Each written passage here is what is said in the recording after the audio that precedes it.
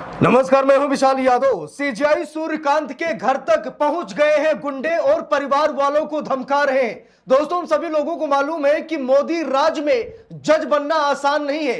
या तो सरकार की चरण वंदना कीजिए, सरकार के पक्ष में फैसले सुनाइए, या फिर सरकार से दुश्मनी लीजिए। सुप्रीम कोर्ट के वकील प्रशांत भूषण साहब ने कहा था कि ये मोदी सरकार जजों को डराती और धमकाती है, जजों को ब्लैकमेल करती है, यहां तक कि उनके बीवी बच्चे को जेल में डालने की धमकी देती है। अरे नाते रिश्तेदारों को भी नहीं छोड़ती है। लेकिन आज कुछ ऐसे गुंडे हैं, वो गुंडे सीजीआई सूर्यकांत के घर तक पहुंच रहे हैं, डरा रहे, धमका रहे हैं। सीजीआई सूर्यकांत साहब के भाई के पास फोन कर रहे हैं और सीजीआई सूर्यकांत को पक्षपाती बता रहे हैं। दोस्तों, जस्टिस सूर्यकांत साहब जबरदस्त तरीके से भड़क गए हैं और इस गुंडई पर, क्योंकि भाई ये गुंडई है ना कि किसी जज के घर वालों को फोन करके धमकी दो कि तुम्हारे घर का जज, जो सदस्य जज है ना, वो पक्षपाती है, वो सही से फैसला नहीं सुना पा रहा है। हम लोगों को मालूम है कि फैसला किसी के पक्ष में आता है तो किसी के खिलाफ आता है। खिलाफ आने का मतलब ये नहीं है कि जज ने कोई अपनी पर्सनल दुश्मनी निकाली हो।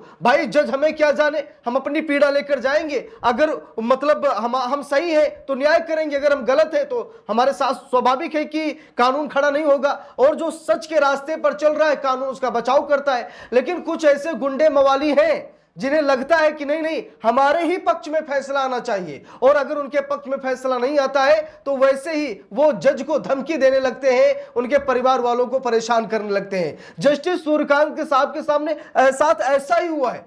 देखकर आप सभी लोग दंग रह जाएंगे।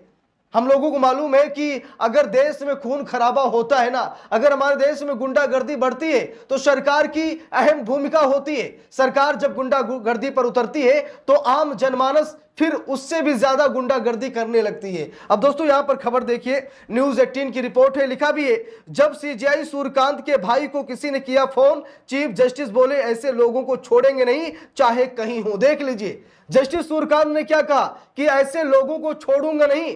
जो लोग हमारे घर वालों को फोन कर रहे हैं, हमारे भाई को फोन कर रहे हैं, हमारे घर पर एक हिसाब से धमकी दे रहे हैं, ऐसे लोगों को छोड़ूंगा नहीं। वो चाहे जिस भी बिल में घुसे हो उनको निकाल कर लाएंगे और उनके ऊपर कानूनी कार्रवाई करेंगे। देखिए लिखा भी है, सुप्रीम कोर्ट के कामकाज में दखल देने और जवाब बनाने का एक अनोखा मामला सामने आया है। एक केस से जुड़े शख्स ने कोर्ट के आदेश पर सवाल उठाते हुए सीधे चीफ जस्टिस यानी सीजीआई सूर्यकांत के भाई को फोन कर दिया।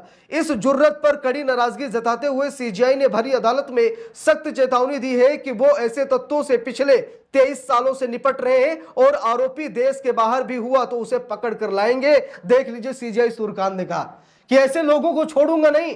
23 साल हो गए हैं मुझे, और 23 साल से ऐसे गुंडे और मवालियों को मैं देख रहा हूं जो लोग हमारे परिवार पर टिप्पणी कर रहे हैं, हमारे घर वालों को धमकी दे रहे हैं। वो देश में रहे या देश के बाहर रहे, किसी भी बिल में छुपे रहे, उनको हम घसीट कर लाएंगे और इसी कोर्ट में, इसी बेंच के सामने उन पर कानूनी कार्रवाई करेंगे। देखिए लिखा भी है, सुप्रीम कोर्ट में जुडिशरी को प्रभावित करने और अदालत के आदेशों पर सवाल उठाने का एक हैरान करने वाला मामला सामने आया है। Chief justice of India CGI Suryakant ने भरी अदालत में सख्त नाराजगी जताते हुए खुलासा किया कि एक मामले से जुड़े व्यक्ति ने सीधे उनके भाई को फोन कर दिया और कोर्ट के आदेश पर सवाल खड़े किए। सीजीआई ने इस हरकत पर कड़ी फटकार लगाते हुए चेतावनी दी कि वो ऐसे तत्वों को छोड़ेंगे नहीं, चाहे वो देश से बाहर ही क्यों ना हो, उन्हें हम किसी भी सूरत में नहीं बख्शेंगे। सुप्रीम कोर्ट में एक याचिका पर सुनवाई चल रही थी। मामला जनरल कैटेगरी के एक व्यक्ति द्वारा बौद्ध धर्म अपनाने के बाद अल्पसंख्यक प्रमाण पत्र के आधार पर पोस्ट ग्रेजुएट यानी पीजी मेडिकल कॉलेज में दाखिले का लाभ मांगने से जुड़ा था। इस मामले की पिछली सुनवाई में अदालत ने हरियाणा के मुख्य सचिव को आदेश दिया था कि वे अल्पसंख्यक प्रमाण पत्र जारी करने से जुड़े दिशा निर्देश कोर्ट में पेश करें कि भाई क्या गाइडलाइन है, जानना चाहिए ना, उसी गाइडलाइन के हिसाब से जज साहब फैसला सुनाएंगे। भरी अदालत में सीजीआई ने किया है बड़ा खुलासा। लिखा भी है, सुनवाई के दौरान सीजीआई सूर्यकांत ने हरियाणा सरकार के वकील से मुखातिब होते हुए इस सनसनीखेज घटना का जिक्र किया। उन्होंने कहा कि क्या आपको पता है कि उसने यानी संबंधित व्यक्ति ने मेरे भाई को फोन किया और पूछा कि मैंने ये आदेश कैसे पारित कर दिया। भारत के मुख्य न्यायाधीश पर सवाल उठा रहा है।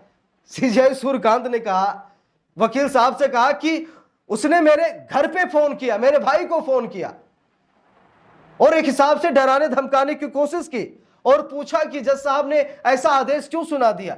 भाई सीजीआई सूर्यकांत साहब ने फैसला सुनाया है तो उनके परिवार वालों से बात करने की क्या जरूरत है।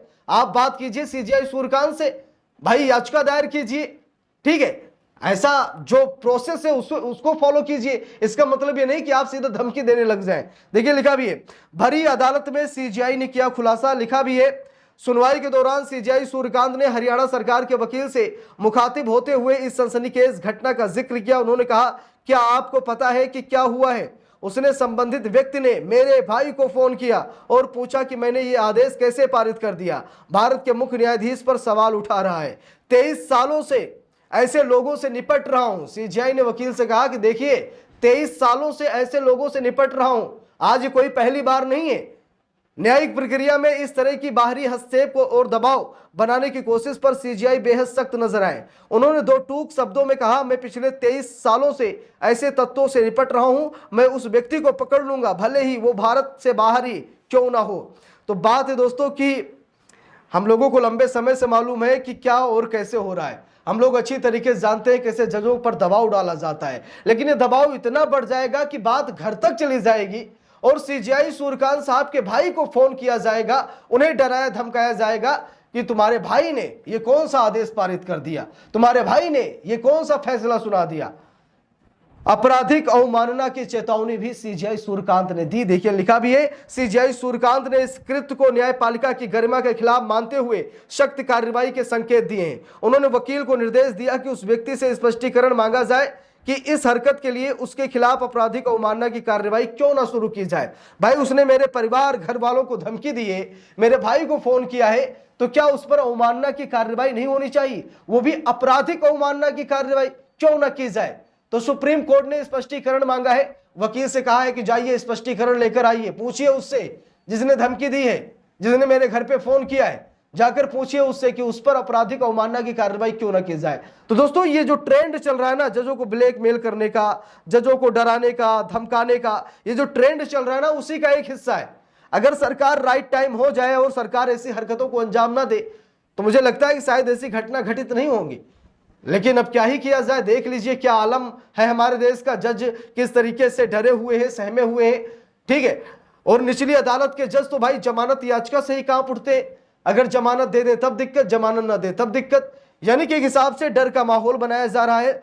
देश को कहीं ना कहीं पूरी तरीके से कमजोर करने की कोशिश की जा रही है। लेकिन देखना यह है कि अब आगे क्या होता है। क्या वो दुष्ट, क्या वो तत्व, वो धमकी देने वाला गुंडा, क्या सीजीआई सूर्यकांत साहब के सामने पेश हो पाएगा? आप लोगों की क्या राय है कमेंट करके जरूर बताइएगा। वीडियो को लाइक शेयर, अगर चैनल पर नए हैं सब्सक्राइब करके सपोर्ट कीजिएगा। मिलते हैं दूसरी वीडियो में, तब तक के लिए बहुत बहुत धन्यवाद।